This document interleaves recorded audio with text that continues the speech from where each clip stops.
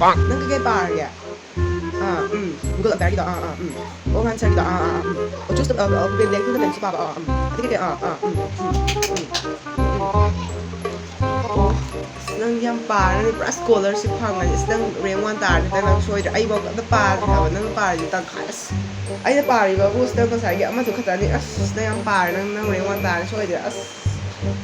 stum tho de ya ke kan na jam par no dum ring wan tar do stum tho hai di example is na je race tang na brain no ha tu ko tha sang ni na tum tho ya tum tho ko ri thu ina bu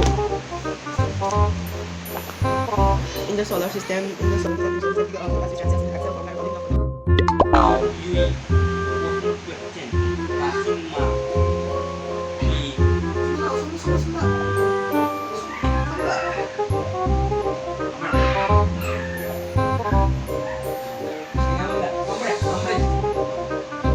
exam eh kai no ha si bo exam na hi exam lo ai di khang de na kai no ni direct question kra ha nang khang bro ai di nga school jom da la hok dia exam ni ha bu ni school la amara dui ni direct question kra ha ro direct question no lai tu nang hang nak pa yai ha ba question asang bu ta ba atim get ba ai na pha ngam ga da ba phe lek oi ba da phone lok san gi dui ni me ai phone je mobile je gam sana phang ro me ai nang kam siam age as am siam dria spa bana kanaroi siam jan loi phe loi dra loi hai bai ta ba phe loi dra loi ado nang ro number kano 7 ne pass tore ai ka taminare ai ro number 8 ne adum horen taminare ni bs amda thangnar ni horen aina ne sumaina bi ani ding thora ga ne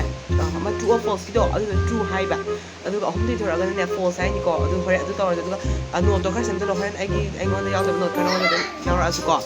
adu sem to ai ju khar sem ki ge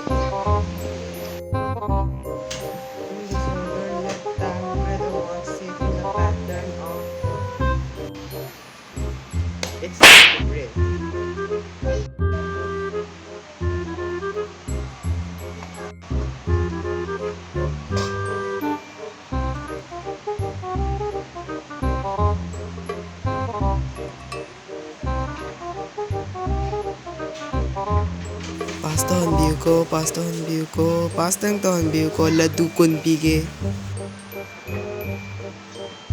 nungsidara wakhal soiragise nungsidara wakhal soy so ma'am ai subscriber da hai exam tha da mi imana da mi awe khange do no isu good luck oyo do isu good luck oirage ado ngasi video aduga ai gi keno gi du exam gi blog tu thagala ke do na best of luck for your exam bye bye